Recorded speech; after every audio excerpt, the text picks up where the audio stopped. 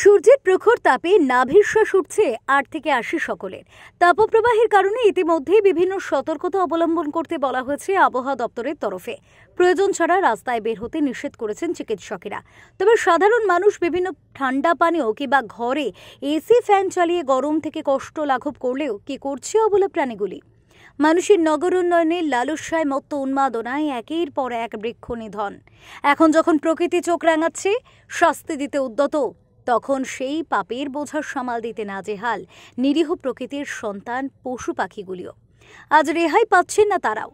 তাদের কথা কে ভাবে? এখনও বোধহয় মনুষ্যত্ব একেবারে হারিয়ে যায়নি।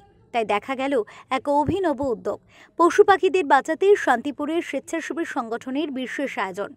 স্বেচ্ছাসেবী সংগঠন শান্তিপুর বন্ধু শনিবার শান্তিপুর সূত্রাগড় অঞ্চল এবং শান্তিপুরের পার্শ্ববর্তী বিভিন্ন এলাকায় যে সকল বড় বড় গাছ রয়েছে সেখানে মাটির পাত্র লাগিয়ে তাতে জল এবং ওআরএস মিশিয়ে পশু পাখিদের জন্য গরমের কষ্ট কিছুটা লাঘবের চেষ্টা করল। গ্রীষ্মের প্রকট দাবদাহে আমরা মানুষ সহ সমস্ত পরিবেশের যে সমস্ত প্রাণী পশু পাখি আছে তারা কিন্তু এই দাবদাহে একটা বিপর্যয়ের সম্মুখীন হচ্ছে। সেই দিকেই লক্ষ্য রেখে আমরা দেখতে পাচ্ছি মানুষেরা এসি লাগাচ্ছে, ফ্রিজের জল খাচ্ছে বা একটা নির্দিষ্ট ছায়াময় স্থানে তারা ধান নিচ্ছে। কিন্তু পশু পাখিদের ক্ষেত্রে কী হচ্ছে, ওরা জলের সংকট একটা তৈরি হচ্ছে, আপনারা প্রত্যেকেই জানেন। সেই জলের সংকটটা মেটানোর জন্য আমরা চেষ্টা করছি।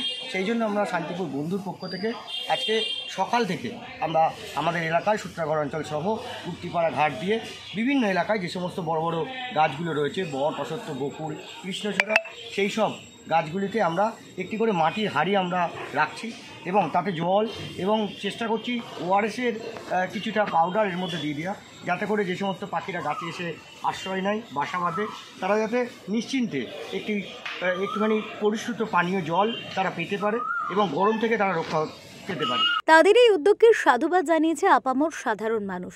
সত্যি তো, অপরাধ না করেও আজ যারা মানুষের কাজের শাস্তির ভাগিদার হয়েছে তাদেরকে রক্ষা করার দায়িত্বও তো মানুষের ওপরেই বর্তায়। নদিয়া থেকে নিলয় ভট্টাচার্যের রিপোর্ট, ওঙ্কার বাংলা।